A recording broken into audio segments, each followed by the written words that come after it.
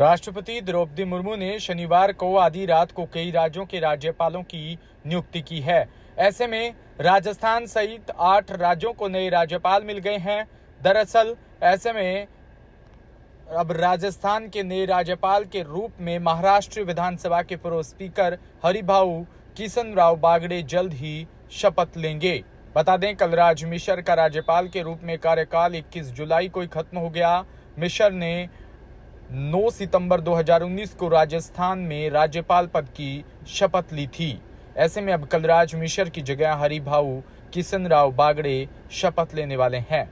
ऐसे में अब कलराज लोगों में उत्सुकता बढ़ गई कि आखिर हरिभाऊ किशनराव बागड़े की राजनीति शुरुआत कैसे हुई। तो चलिए आज हम आपको बताते हैं कि हरिभाऊ किशनराव बागड़े कौन है, इन्होंने राजनीतिक शुरुआत कैसे की। राजस्थान के नए राज्यपाल हरिभाऊ बागड़े को महाराष्ट्र की राजनीति में दिग्गज नेताओं के रूप में जाना जाता है। महाराष्ट्र विधानसभा के अध्यक्ष के साथ में ही वो महाराष्ट्र सरकार में रोजगार मंत्री भी रह चुके हैं। उन्होंने 13 साल की उम्र में ही आरएसएस ज्वाइन कर लिया और देखते देखते वो आरएसएस कार्यकर्ता के रूप में लोकप्रिय होते चले गए। ऐसे में आरएसएस से बीजेपी में आने के बाद भाजपा ने पहली बार 1985 में उन्हें टिकट दिया गया। उसके बाद हरिभाऊ पहली बार औरंगाबाद पूर्व सीट से जीत दर्ज कर विधायक बने और महाराष्ट्र विधानसभा पहुंचे थे। आपको बता दें कि बागड़े औरंगाबाद के फुलबरी विधानसभा सीट से 5 बार विधायक भी रह चुके हैं। हरिभाऊ को लोग नाना कहकर भी बुलाते हैं।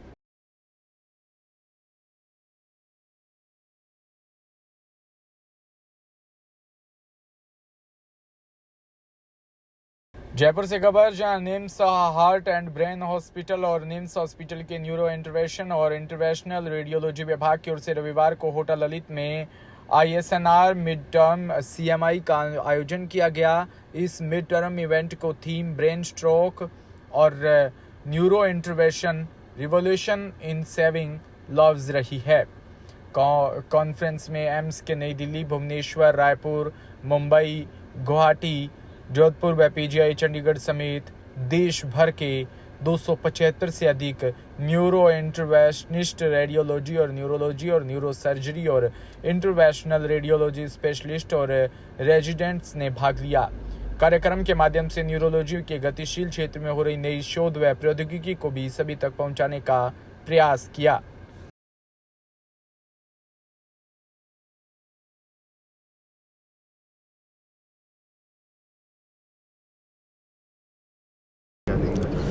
ये इसको हम मिड टर्म CME बोल रहे हैं, Indian society of neuro radiology.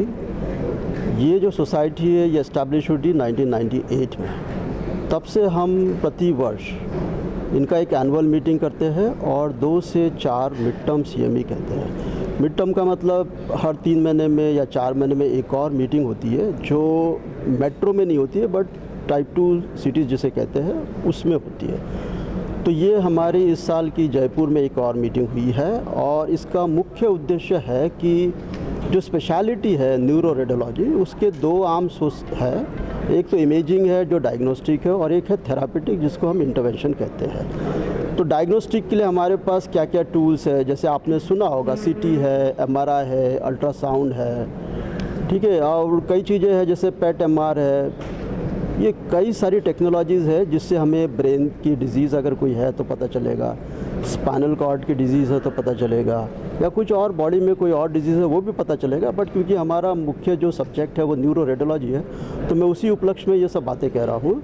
दूसरा जो आर्म है न्यूरो रेडियोलॉजी में वो है थेरापेटिक आर्म, है ना, ट्रीटमेंट मरीज का, सिर्फ डायग्नोसिस नहीं करना बट उसका ट्रीटमेंट भी करना है। अब ट्रीटेबल क्या क्या कंडीशंस हो सकते हैं वो इस चर्चा का विषय रहा है, इस सब्जेक्ट CME का विषय रहा है। तो इसमें अब हम स्ट्रोक के बारे में अभी बहुत कुछ बोल चुके हैं। आपने देखा कि स्ट्रोक का मेन जो होता है कि मरीज को एकदम से हाथ या पैर में कमजोरी हो जाती है जिसको हम वीकनेस कहते हैं।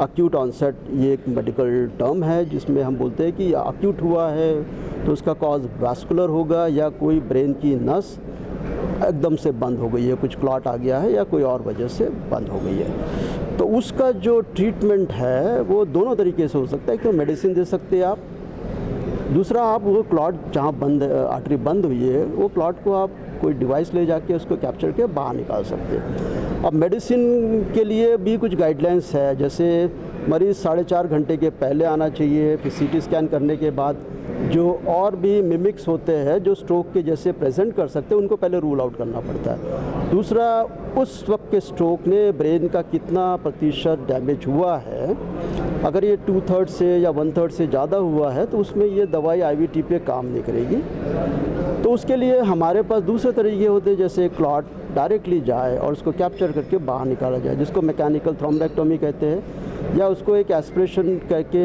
भी एक टेक्निक है जिसमें कैथेटर को ले जाके एक सक्शन डिवाइस लगा के उसको सक आउट करा जा सकता है। तो एस्पिरेशन हो गया, मैकेनिकल थ्रोम्बेक्टोमी हुआ, या दोनों को कंबाइन करके क्लॉट को बाहर निकाला जाए। उसी तरह एक और होता है जिसको हम एन्यूरिज्म कहते हैं, ब्रेन के वेसल में एक एन्यूरिज्म डेवलप होना। कई बार वो एसिम्प्टोमेटिक रहता है, यानी मरीज को कुछ पता नहीं चलता कि मेरे को ये बीमारी है, बट वो होती है, और जब पता चलता है तो उसको एक सडन सीवियर हेडेक होता है, एकदम से बहुत अचानक से और ज़बरदस्त तरीके से सर में दर्द होता है। तो उसके बाद नेचुरली पहले CT स्कैन ही होता है, उसमें पता चला कि सबरेक्टिनल ब्लड है, ब्रेन में हेमरेज हो गया है, तो उसको भी हम डायग्नोसिस कर सकते हैं दोनों तरीके से, CT एंजियोग्राम करके या DSA करके। DSA करने का फ़ायदा यह है कि उसी वक्त आप जाके उसको ट्रीट किया जा सकता है। फिर आर्टरीवेनस मालफॉर्मेशन है ब्रेन की या स्पाइनल कॉर्ड की, उसको भी हम डायग्नोसिस ऐसे ही CT MR से कर सकते हैं, और DSA से हम डायग्नोसिस करके हमें ट्रीटमेंट नेक्स्ट क्या करनी चाहिए, उससे हमें बहुत कुछ मालूमात पड़ती है। अब ट्रीटमेंट ब्रेन AVM के जैसे एन्यूरिज्म भी है, उसमें भी सर्जिकल भी है और हमारे रास्ते से भी किया जा सकता है। हमारा रास्ता बोलते हैं मिनिमल इन्वेसिव, क्योंकि हमें ब्रेन को नहीं ओपन करना, स्पाइन को नहीं ओपन करना, हम एक फ्यूमरल आर्टरी जो ग्राउंड में होती है वहाँ के थ्रू जा सकता है। तो minimal invasive versus invasive therapy में नेचुरली टेंडेंसी होगी कि आप मिनिमली इन्वेसिव में जाए।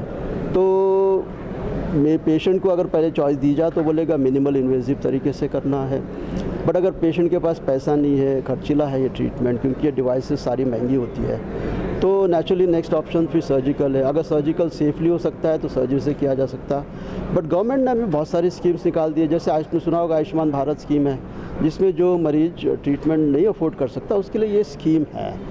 ठीक है, ये 5 लाख के नीचे जो भी खर्चा होगा उसमें 5 लाख में रियम्बर्सिबल है। इसमें स्ट्रोक भी हो गया, एन्यूरिज्म भी हो गया, AVM भी हो गया, स्पाइनल कॉर्ड डिजीज़ भी होगी, सारी चीज़ें इसमें आ गई हैं। तो इस तरह से गवर्नमेंट भी काफ़ी हेल्प कर रही है। आपका नाम और आपकी डिजिग्नेशन? मेरा नाम डॉक्टर शैलेश गायकवाड़ है। सर सामने देखिए, आपका नाम और डिजिग्नेशन? मेरा नाम डॉक्टर शैलेश गायकवाड़ है। मैं professor and head department of neuro imaging and interventional neuro radiology all India institute of medical sciences new Delhi में हूँ। इसके अलावा मैं चीफ भी हूँ न्यूरो साइंसेज सेंटर का, और फिलहाल मैं प्रेसिडेंट हूँ सोसाइटी का, Indian society of neuro radiology. धन्यवाद। धन्यवाद। Thank you so much. सबसे पहले तो बधाई देना चाहता हूँ सभी आयोजकों को और उन सभी लोगों को जिन्होंने इतनी मेहनत से इस कार्यक्रम को सफल बनाया। मुझे लगता है कि जो स्ट्रोक है, जो इस तरह की ब्रेन इलनेसेस हैं, उसके लिए निश्चित रूप से एक बहुत बड़े प्लेटफॉर्म का कार्य करेगा। एक बहुत बड़ा संदेश समाज में हम देना चाहते हैं इस कार्यक्रम के माध्यम से कि स्ट्रोक अवेयरनेस बढ़े और सही समय पर सही इलाज मिले। धन्यवाद। आपका नाम? मैं डॉक्टर पंकज सिंह, निदेशक निम्स विश्वविद्यालय। Thank you so much. Timri से खबर, जहां राष्ट्रीय राजस्थान शिक्षक संघ के पूर्व जोधपुर जिला अध्यक्ष केशाराम इणखिया को प्रदेश कार्यकारिणी ने जोधपुर ग्रामीण, जोधपुर शहर एवं फलोदी जिलों हेतु विभाग संगठन मंत्री मनोनीत किए जाने पर तिमरी उपशाखा कार्यकारिणी द्वारा उनके विद्यालय महात्मा गांधी राजकीय विद्यालय बिजारनिया बावड़ी पहुंचकर उनका साफा व माल्यार्पण कर स्वागत किया। वहीं शनिवार को आयोजित इस अभिनंदन कार्यक्रम में अतिरिक्त जिला मंत्री मुनाराम जाखड़, जिला कोषाध्यक्ष शरवण सिंह राजपुरोहित आदि उपस्थित रहे। रोही से खबर, जहां राजस्थान सरकार में राज्य मंत्री ओटाराम देवासी के साथ सांसद लुमाराम चौधरी ने शनिवार को सिरोही नगर भाजपा मंडल बरलूट भाजपा मंडल के साथ जवाल नगर भाजपा मंडल के कार्य समिति की बैठक ली और बैठक के दौरान देवासी व चौधरी ने सभी नवनियुक्त पदाधिकारियों का फूल माला पहनाकर स्वागत किया। उन्होंने पार्टी में समर्पित होकर पार्टी को आह्वान किया। जवाल नगर मंडल के कार्य समिति की बैठक जवाल नगर मंडल अध्यक्ष हेमंत नागर की अध्यक्षता में नीलकंठ धर्मशाला में आयोजित की। इस दौरान राज्य मंत्री देवासी ने कार्य समिति को संबोधित किया।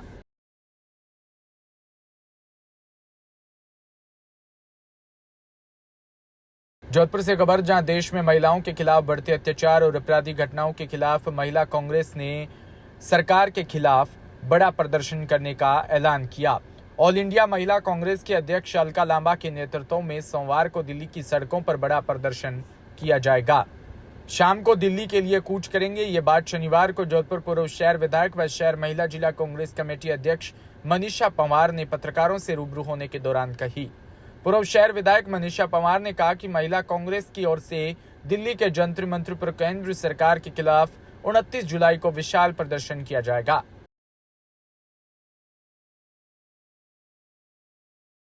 भीलवाड़ा से खबर, जहां कृष्णा हॉस्पिटल द्वारा नियमित रूप से कैंसर रोग विभाग की सेवा का आज कृष्णा हॉस्पिटल में आदिनाथ कैंसर विंग की स्थापना एवं शुभारंभ अतिथियों का फीता काटकर किया। कार्यक्रम मुख्य उद्घाटनकर्ता भीलवाड़ा सांसद दामोदर अग्रवाल, मुख्य अतिथि भीलवाड़ा विधायक अशोक कोठारी, अध्यक्षता सीएमएचओ डॉक्टर सीपी गोस्वामी और आदिनाथ कैंसर हॉस्पिटल के चेयरमैन डॉक्टर अमित शास्त्री, कृष्णा अग्रवाल के चेयरमैन डॉक्टर कैलाश चंद्र काबरा मंच पर उपस्थित थे। अतिथियों का हॉस्पिटल परिवार ने बुके देकर स्वागत किया। अब भीलवाड़ा में कृष्णा हॉस्पिटल द्वारा नियमित रूप से कैंसर रोग विभाग की सेवा शुरुआत हुई है। आज 28 जुलाई को हमने यहाँ पे कैंसर हॉस्पिटल विंग की स्थापना की है। कृष्णा हॉस्पिटल में कृष्णा आदिनाथ के नाम से ये कोलैबोरेशन किया है। कैंसर हॉस्पिटल ऑलरेडी जो अजमेर में चल रहा है, उसके साथ साथ भीलवाड़ा कृष्णा हॉस्पिटल में भी कैंसर हॉस्पिटल के पेशेंट का ट्रीटमेंट होगा, उनके ऑपरेशन होंगे एवं उनको रेडियोथेरेपी के लिए अभी हाल फिलहाल अजमेर भेजा जाएगा। लेकिन यहाँ नियमित सेवाएं, जिसमें कि नियमित वंस ए वीक में और साथ में यहाँ पे रेगुलर ओपीडी चालू की गई है, जिसमें कि वहाँ के एक्सपर्ट यहाँ बैठेंगे और सातों दिन अपनी सेवाएं देंगे। आज भीलवाड़ा के कृष्णा हॉस्पिटल में cancer faculty, cancer unit, cancer ward यानी कैंसर की बीमारी की जांच और इलाज की सुविधा प्रारंभ हो रही है। मैं समझता हूं कि भीलवाड़ा वासियों के लिए ये एक बेहतर खबर है कि अब उनको बाहर नहीं भटकना पड़ेगा। मैं इस कैंसर यूनिट की सफलता की और ये जन विश्वास जीते हैं, आम जन को पीड़ा से मुक्ति दिलाएं, इसकी शुभकामना करता हूं। और कृष्णा हॉस्पिटल पर भीलवाड़ा में पहली बार प्लांट लवर्स ग्रुप अपना संस्थान, भारत विकास परिषद एवं रिलायंस मॉल के संयुक्त तत्वाधान में प्लांट स्वेप फेस्टिवल का आयोजन किया जा रहा है। पर्यावरण प्रेमियों ने पौधा अदला बदली महोत्सव के बढ़ चढ़कर हिस्सा लिया। फेस्टिवल के अंदर करीब 80 से ज्यादा प्रतिभागियों ने भाग लिया, जिन्होंने अपने घर में ही तैयार किए 500 से अधिक प्रजाति के पौधों का आदान प्रदान किया। 35 से अधिक स्टॉल लगाई। अभी तक 200 पौधों का आदान प्रदान हुआ है। हमारे ग्रुप के अध्यक्ष सुनील जी सर की सोच है कि अपन पौधा अदला बदली करते हैं। पौधा अदला बदली में ये है कि आप अपने घर से कोई भी जो आपके पास एक्स्ट्रा पौधे हैं वो लेके आइए और बदले में आपको जो यहाँ से नया पौधा चाहिए वो लेके जाएंगे। यहाँ करीबन 500 से ज़्यादा वैरायटी हम लोग लेके आए और 35 से ज़्यादा स्टॉल लगी है। सब लोग अपने अपने घर से अलग अलग वैरायटी के लेके आए और अब तक करीबन 200 लोग हैं, जो 200 लोग के करीब तो लोग अपने अपने पौधे एक्सचेंज करके ले जा चुके हैं। जैसे ही 11 बजे खुला, लोगों की भीड़ शुरू हो गई कि पौधे लेके आ रहे हैं और फटाफट। भीलवाड़ा से खबर, जहां खटीक समाज द्वारा शहर अध्यक्ष रमेश खोईवाल अपने 42 कार्यकारिणी सदस्यों के साथ खटीक समाज छात्रावास में आयोजित शपथ ग्रहण समारोह में शपथ ली। मुख्य चुनाव अधिकारी अमृतलाल खोईवाल ने बताया कि 21 जुलाई को खटीक समाज शहर अध्यक्ष पद हेतु मतदान हुआ था, जिसमें रमेश चंद्र खोईवाल निर्वाचित हुए थे, जिसका आज खटीक समाज छात्रावास में शपथ ग्रहण समारोह का आयोजन किया गया। सूरतगढ़ से खबर, जहां प्रदेश व्यापी सफाई कर्मचारी की भर्ती को लेकर 2 मांगों पर चल रहा आंदोलन। नगरपालिका सूरतगढ़ सफाई कर्मचारियों की हड़ताल चौथे दिन भी जारी रही। सफाई कर्मचारी नेत्री रेखा दूसर, पार्षद विक्रम वाल्मीकि और अजय वाल्मीकि के नेतृत्व में नगरपालिका में धरना जारी रहा। सफाई कर्मचारी नेता रेखा गुसर ने कहा कि जब तक सफाई कर्मचारी भर्ती में वाल्मीकि समाज की प्रथम वरीयता दी जाए, कोर्ट केस में सफाई कर्मचारी का फैसला जीत चुके हैं, उनको नियुक्ति दी जाए एवं उन मांगों को लेकर लगातार धरना हड़ताल जारी रहेगी।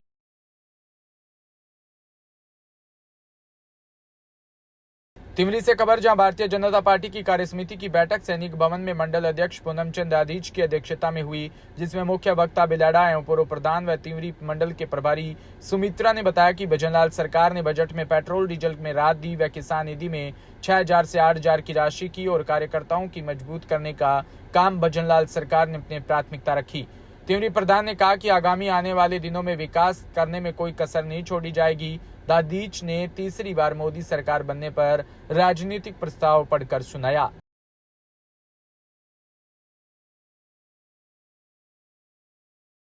बंदायूं से खबर, जहां भारतीय सीमा के प्रहरियों के लिए अग्नि एवं पृथ्वी जैसी मिसाइल को संबल देने वाले मिसाइल मैन पूर्व राष्ट्रपति एपीजे अब्दुल कलाम को सादर नमन। ओमकार सिंह व जिला कांग्रेस कमेटी कार्यालय पर missile man APJ Abdul Kalam को श्रद्धांजलि अर्पित की। पूर्व राष्ट्रपति को याद करते हुए जिला कांग्रेस कमेटी अध्यक्ष ओमकार सिंह ने कहा कि एपीजे कलाम साहब ने देश के लिए व देश के प्रहरियों के लिए ऐसी मिसाइल दी है जो दुश्मनों के दांत खट्टे हुए और हमारी सेना को विजय मिली है।